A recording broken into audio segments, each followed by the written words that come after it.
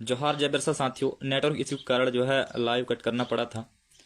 तो साथियों मैं कह रहा था कि मध्य प्रदेश के अंदर जो है आज आदिवासियों की स्थिति बहुत ही बदतर हो चुकी है। उन्हें जो है किस तरह से कहीं न कहीं प्रताड़ित किया जा रहा है। उनके क्षेत्रों में जो है प्रोजेक्ट के नाम पर कई प्रकार के बांध लेकर आ रहे हैं, कई प्रकार के नेशनल पार्क बना रहे हैं, कई प्रकार के उनके क्षेत्रों से जो है सड़कें गुजारी जा रही हैं जिनमें जो है आदिवासियों की जमीन जा रही है। तो साथियों ये सबसे बड़ी बात नहीं है कि हमारे क्षेत्रों में बांध बन रही है, हमारे क्षेत्रों में नेशनल पार्क बन रही है, लेकिन बड़ी बात ये है कि इन सारी चीज़ों को बनाने के लिए जो है आदिवासी की ही जमीन क्यों ली जा रही है। क्योंकि साथियों हम मध्य प्रदेश से आते हैं और मध्य प्रदेश जो है संपूर्ण पांचवी अनुसूचित क्षेत्र है। खासकर मध्य प्रदेश के अंदर आदिवासी सबसे ज्यादा निवास करते हैं। तो पांचवी अनुसूची का मतलब क्या है कि पांचवी अनुसूची में जो है हमें शासन प्रशासन का नियंत्रण है। उसके तहत जो है हमारे गांव में जो अनुच्छेद संविधान के अनुच्छेद 13(3) का के तहत जो रूढ़िगत ग्राम सभा होंगे, जिनके मुखिया जो है मुकद्दम होंगे, पढ़ा गमेती और भी तमाम प्रकार के जो सियान दवान हैं, वही निर्णय करेंगे कि हमारे गांव में होना क्या है।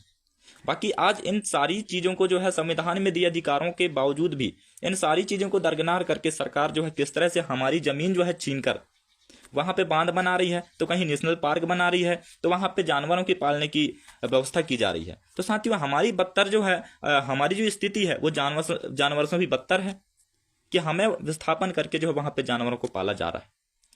तो ये व्यवस्था है साथियों इस पांचवी अनुसूचित क्षेत्र के अंदर जो है किसी भी प्रकार से बाहरी लोग जो है गैर सांस्कृतिक लोग जो है प्रवेश नहीं कर सकते, चाहे वो सरकार क्यों ना हो। क्योंकि उच्चतम न्यायालय का फैसला है कि केंद्र सरकार और राज्य सरकार जो है आदिवासी क्षेत्र में जो पांचवी अनुसूचित क्षेत्र है खासकर वहां पे एक समान व्यक्ति है, हम और आप जैसे। सरकार हमारे ऊपर शासन प्रशासन नहीं कर सकती। हम अपनी व्यवस्था जो है ग्राम सभा के अनुरूप चलाएंगे, क्योंकि संविधान के अनुच्छेद 13(3) का में हमें विधि का बल प्राप्त है। यानी कि संविधान का पूरा बल हम लोगों को प्राप्त है, हम अपने क्षेत्र में स्वयं कानून बना सकते हैं। लेकिन साथियों कैसे जो है आज हमारे क्षेत्रों में गैर सांस्कृतिक लोगों को प्रवेश करके हमारी संस्कृति को खत्म किया जा रहा है। और साथियों ये बात महत्वपूर्ण है कि संस्कृति, रीति रिवाज, परंपरा, वेशभूषा और बोली भाषा जो है आदिवासी होने के लिए बहुत बड़ी महत्वपूर्ण चीज है। क्योंकि आज हमारे पास जो कुछ भी जो अधिकार मिले हैं पांचवी अनुसूची का अधिकार हो, चाहे आपके अनुच्छेद 13(3) का हो, 19(5)(6), आपके एट्रोसिटी एक्ट जैसे कि तमाम जो अधिकार आपको संविधान में मिले हैं वे आपके रीति नीति, संस्कृति, परंपरा, वेशभूषा के कारण मिले हैं। इसलिए आपको इन्हें बनाए रखना है।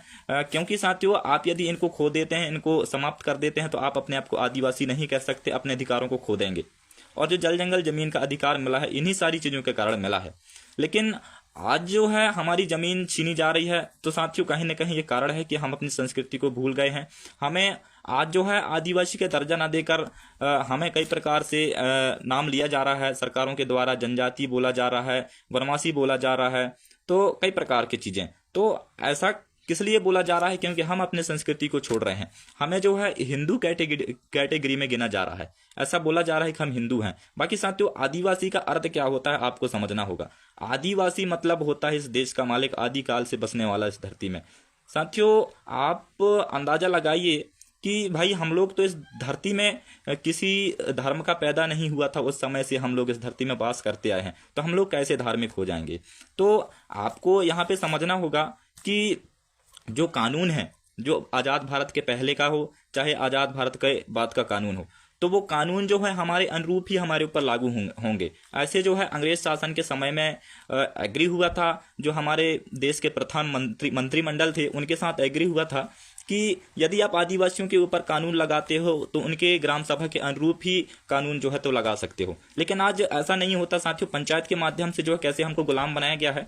पंचायत जो है हमारे क्षेत्र में लागू ना होने से पहले हमारे क्षेत्रों में चुनाव नहीं हुआ करते थे।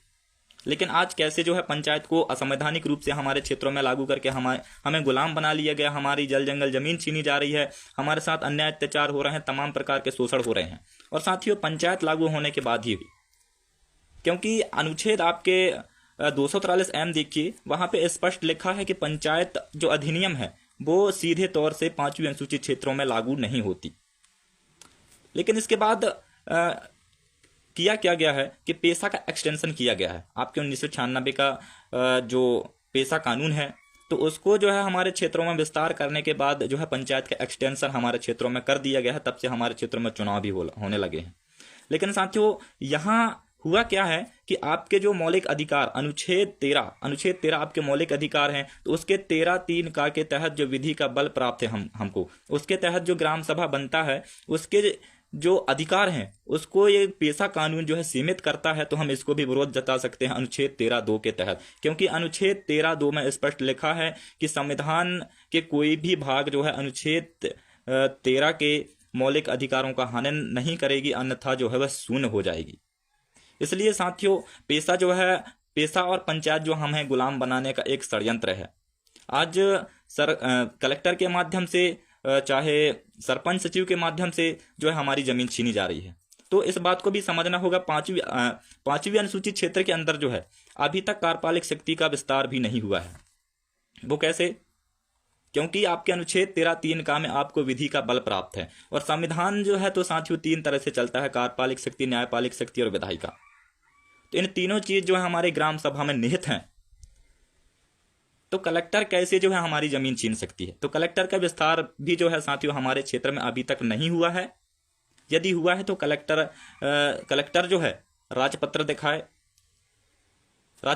कलेक्टर।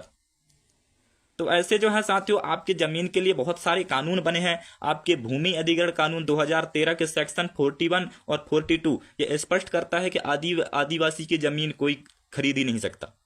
पहली बात तो यदि कोई खरीद भी रहा है, जैसे कोई ले भी रहा है किसी विकास कार्य के लिए, तो आपकी जो रूढ़िगत ग्राम सभा जो आपकी व्यवस्था है उससे पूछकर ही ली जाएगी। तो ये आपके भूमि अधिग्रहण कानून 2013 के सेक्शन 41 और 42 में लिखा है। इसके बावजूद सरकार आज हमारी जमीन ले रही है। क्या सरकार आदिवासी है जो हमारी जमीन ले रही है? सरकार साथियों गैर आदिवासी में आता है। आपके क्षेत्र में चाहे मंदिर मस्जिद जो भी हैं वो गैर आदिवासी के अंतर्गत आते हैं, इसलिए सरकार हमारी जमीन नहीं खरीद सकती। और आपके वन अधिकार मान्यता कानून 2006 के पैरा 2 देखिए, उसमें स्पष्ट लिखा है कि आपके क्षेत्र के अंदर जितना भी जल जंगल जमीन है आपके जो गांव की सीमा के अंदर, उस पर आप लोगों का अधिकार है। वहां पे कहां से सरकारी जमीन हो जाएगा? क्योंकि साथियों सरकारी जमीन के माध्यम से भी आज हमारी जमीन छीनी जा रही है, फॉरेस्ट के माध्यम से। फॉरेस्ट एक्ट का भी हमारे क्षेत्रों में विस्तार नहीं हुआ है, क्योंकि अंग्रेजों ने कहा था कि आप यदि इनके ऊपर कानून लगाओगे तो इनके व्यवस्था के अनुरूप ही लगाओगे। तो 1927 का जो फॉरेस्ट एक्ट है वो अंग्रेजों के जमाने के हैं, तो वो हमारे ऊपर जो है साथियों अभी लागू नहीं हुए हैं। लेकिन आज जबरदस्ती तरीके से जो 5वीं अनुसूची के जो प्रावधान है उनको दरकिनार करते हुए कैसे हमारे ऊपर सामान्य कानून को लगाया जा रहा है। तो साथियों आज मध्य प्रदेश के अंदर विस्थापन के माध्यम से हजारों लाखों आदिवासियों को मारने का प्लान जो है बनाया जा रहा है। खासकर हमारे डिंडोरी और मंडला में जो बांध बन रहे हैं, चाहे वो विट्ठल देह का हो, चाहे शोभापुर का हो, और राघोपुर मरवारी और अपने मंडला और डिंडोरी के बीच में जो है आपके ओढ़ारी बसनिया बांध, तो इनमें जो है करीबन नहीं 33 गांव 55 गांव जा रहे हैं। तो आंकड़ा लगा सकते हैं आप कितने लोग जो है विस्थापित हो जाएंगे उनमें।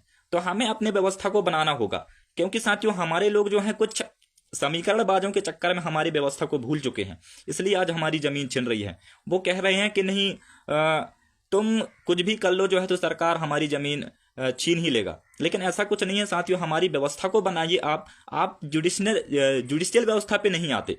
आपकी जो व्यवस्था है, जो कस्टमरी लॉ है, जो विद्यमान विधि है, उससे के तहत आप लोग संचालित होते हैं। आपकी व्यवस्था ही है कि 5वीं अनुसूची के तहत आप संचालित होंगे, आपकी ग्राम सभा से ही आप संचालित होंगे, तब जाके जो है साथियों आपके जल जंगल और जमीन बचेगी।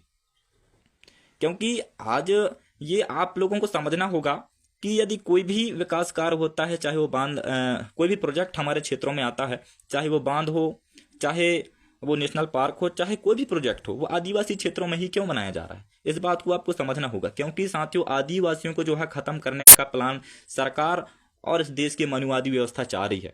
क्योंकि आदिवासी इस देश का मालिक है, उसके पास जल जंगल जमीन का अधिकार है। इसलिए सबसे पहले आपका रीति रिवाज संस्कृति खत्म करेंगे, इसके बाद आपके जो हैं इतिहास को खत्म करेंगे। क्योंकि साथियों उनको पता है इनको खत्म करने के लिए इनकी रीति नीति संस्कृति और इनका इतिहास खत्म किया जाए, इसके बाद जो है आदिवासी ऑटोमेटिक खत्म हो जाएगा, ऐसा जो है इनको पता है। इसलिए ये लोग सबसे पहले हमारी संस्कृति पे घात करेंगे। क्योंकि हमें संस्कृति रीति रिवाज परंपरा के आधार पे ही जो कुछ भी मिले हैं, आदिवासियत, हमें ये अधिकार हमें गौण होने पे नहीं मिला है, हमें ये अधिकार बैगम होने पे नहीं मिला है, हमें ये अधिकार भील होने पे नहीं मिला है, हमें ये अधिकार आदिवासी होने पे मिला है। इसलिए साथियों आदिवासियत की बात कीजिए। और रही बात सरकार हम लोगों को खत्म क्यों करना चाह रही है, चाहे वो बांध के नाम से हो, चाहे विस्थापन के नाम से हो, चाहे धर्मांतरण के नाम से हो, चाहे अन्य अत्याचार के मामले से हो, किसी न किसी तरह से आदिवासियों को नुकसान है। वो कैसे? क्योंकि साथियों आप लोग, मैं धर्मांतरण की बात करता हूं तो आदिवासी किसी धर्म में नहीं आता।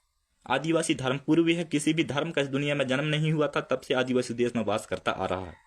इसलिए आदिवासी जो है किसी धर्म से ताल्लुक नहीं रखता। यदि आदिवासी किसी धर्म से ताल्लुक रखता है, किसी धर्म से आस्था रखता है, धार्मिक हो जाता है, तो उसका जो स्टेटस है, जो आदिवासियत का स्टेटस है, वो खत्म हो जाएगा।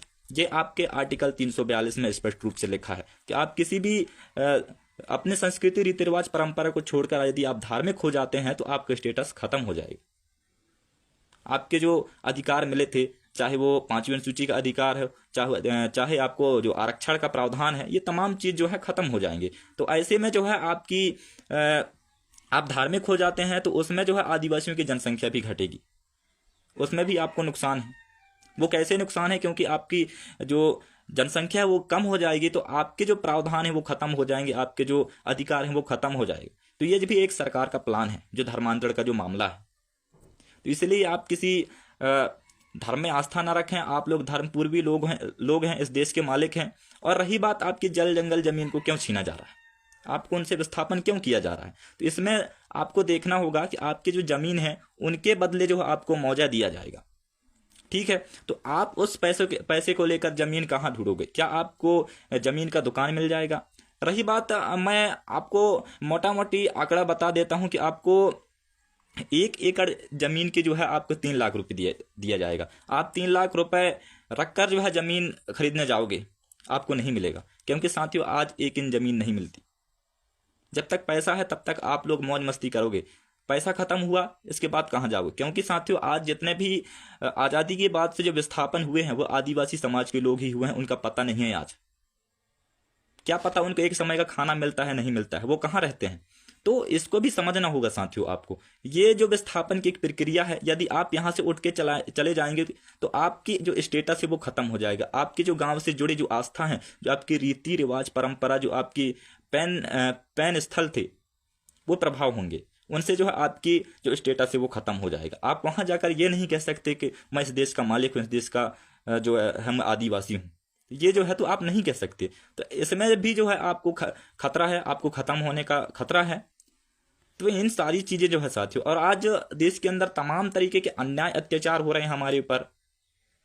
हाँ, किसी भी तरीके से कोई भी ब्राह्मण समाज के लोग हमारे लोगों के ऊपर पेशाब करता है, हमारे बहनों को नग्न करके निर्वस्त्र करके जो उनके साथ जुलूस निकाला जाता है, तो कोई जूता में पानी पिलाया जाता है, तो ये बहुत निंदनीय है साथियों। ये ऐसा इसलिए हो रहा है क्योंकि हम लोग अपनी पुरखौती व्यवस्था को जो है छोड़ चुके हैं। अपने पुरखों की जो व्यवस्था है, हमारे पुरखों के इतिहास को हम लोग भूल चुके हैं कि हमारे पुरखे जो हैं इस देश में कौन सी व्यवस्था स्थापित करना चाहते थे।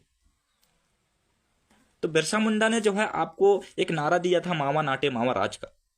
तो उसका मतलब क्या होता है कि मेरा गांव में मेरा शासन। तो वो व्यवस्था जो है संविधान में आज भी उल्लेखित है, जो 5वीं अनुसूची के रूप में, अनुच्छेद 13(3) का के रूप में।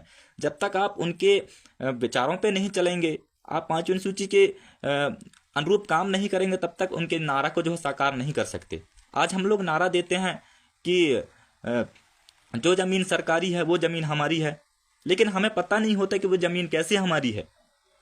क्योंकि कानून में लिखा है साथियों कि सरकारी जमीन पे भी जो है आपका अधिकार है, सरकार का नहीं है। जो सरकारी जमीन, जो खाली पड़ी जमीन है, हमारे जो गांव के लोग वहां पे खेती नहीं करते, उनको हमारे पुरखे पूर्वज जो है चारागाह के लिए छोड़े थे, किसी भी प्रकार के निस्तार के लिए छोड़े थे।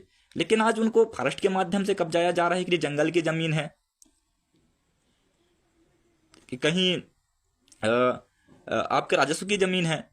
तो भाई सरकार की यदि वहां पे जमीन है तो कागज दिखाएं। हमारी जमीन जो वहां पट्टा होती है, हमें बाप के बाप के बाप से जमीन मिलती है, तो सरकार के बाप कौन है हमारे गांव में? तो इसको भी समझना होगा आपको। भाई सरकार, हमारे गांव के किसी सियाने का लड़का कलेक्टर है या फिर मुख्यमंत्री है, प्रधानमंत्री, तो बताएं उसको हम बांटा देंगे। तो ऐसी व्यवस्था है हम लोगों की। तो इन सारी चीजों को समझना होगा। जो जमीन है वो सरकार की नहीं है, हमको डराया धमकाया जा रहा है। ऐसे ऐसे करते करते जो हमारी सारी जल जंगल जमीन को कब्जा किया जाएगा। जो निजी जमीन है उसको भी छीना जा रहा है आज विस्थापन के माध्यम से। तो ये स्थिति है साथियों, आप लोगों को समझना होगा। और आज जिस क्षेत्र में माइनिंग निकलती है, जिस क्षेत्र में खनिज निकलती है, उस क्षेत्र में भी हमारे लोगों को विस्थापन करके जल जंगल जमीन को काटा जा रहा है, बर्बाद किया जा रहा है। यही कारण है कि आज वातावरण भी खराब हो रहा है कई प्रकार से। कई दिनों से बारिश नहीं हो रही है। क्यों नहीं हो रही है? पहले ऐसा नहीं हुआ करता था, लेकिन अंधाधुंध जल जंगल जमीन जंगलों की कटाई, कई प्रकार के उत्खनन, इससे जो है प्रकृति के संतुलन बिगड़ता जा रहा है। यदि जल जंगल जमीन को बचाने वाला है कोई है तो आदिवासी है, तो आज उसको भी खत्म किया जा रहा है।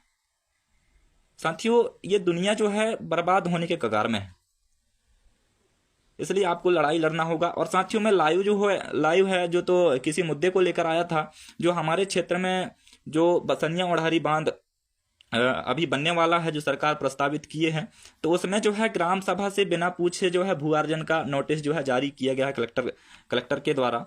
तो वहाँ पे विरोध जो है जोर शोर से चल रहा है। मेरे विस्थापित क्षेत्र के लोग यदि लाइव देख रहे हैं तो अपने गांव में ग्राम सभा गठित कीजिए, रूढ़िगत ग्राम सभा गठित कीजिए, अपने पुरखौती व्यवस्था पे आइए। सरकार वालों के चक्कर में मत फंसिए, क्योंकि इन्हीं के चक्कर में आज हम गुलाम बने हैं।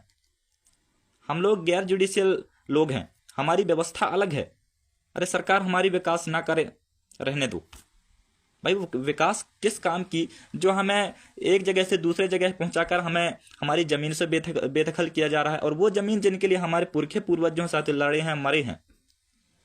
तो ये व्यवस्था साथियों आपको बनाना होगा। और सरकार ये गलतफहमी में ना रहे कि आज समाज के लोग पढ़े लिखे नहीं है, समाज के युवा आज पढ़े लिखे हो गए हैं, संविधान को भी पढ़ते हैं, अपने पुरखों का इतिहास भी पढ़ते हैं। ये गलतफहमी में ना रहे कि आदिवासी समाज को कुछ भी नहीं आता। इन जल जंगल जमीनों के लिए हमारे पुरखे पूर्वज मरे हैं, कटे हैं, हम भी मर जाएंगे। तो साथियों, आपको समझना होगा। मेरे जो बसनिया बांध, ओढ़ारी बसनिया बांध प्रभावित क्षेत्र के जो लोग वीडियो देख रहे हैं, वीडियो को शेयर भी करते जाएं, क्योंकि ये जमीन की लड़ाई है, बहुत बड़ी लड़ाई है। आप जानते हैं कि जन्म देने वाली माँ के बाद यदि कोई माँ है तो वो जमीन है, क्योंकि उससे हमें अन्न धन्य मिलता है, जिसके तहत हम भरण पोषण अपने आप का करते हैं। तो वो जमीन की लड़ाई है, बहुत बड़ी लड़ाई। हम लोग राजनीति जो करते रहते हैं, समीकरणबाज खेलते रहते हैं, टिकट खेलते रहते हैं, 5 साल में नेता बनाते हैं, कुछ नहीं करते। तो उनके चक्कर में हमको नहीं फंसना है। हमें अपनी जमीन की लड़ाई जो व्यवस्थित तौर से लड़ना है, हमें अपने पुरखौती व्यवस्था पे आके लड़ना होगा। इसलिए आपको अपने गांव में ग्राम सभा गठन करना होगा, क्योंकि बहुत सारे आपको अधिकार मिले हैं। जैसे कि मैंने आपको अभी बताया है कि उच्चतम न्यायालय का फैसला है कि आदिवासी क्षेत्रों में जो है केंद्र सरकार और राज्य सरकार की 1 इंच जमीन नहीं होती है। जैसे आज हम सरकारी जमीन कहते हैं, वो भी जमीन सरकार की नहीं है। तो सवाल खड़ा ये होता है कि सरकार हमारी जमीन कैसे ले रही है। इसलिए साथियों, जमीन की लड़ाई है, बहुत बड़ी लड़ाई है, इसको व्यवस्थित तौर से लड़ा जाए। और हमारे लोगों के द्वारा जो है 4 तारीख को मीटिंग रखा गया था ग्राम चगदही ब्लॉक मोहगांव जिला मंडला में। तो वहाँ पे निर्णय लिया गया है कि 12 तारीख को जो है मंडला कलेक्ट्रेट में धरना दिया जाएगा, और बांध के नाम कलेक्टर के नाम ज्ञापन सौंपा जाएगा कि भाई जो बांध है वो निरस्त किया जाए।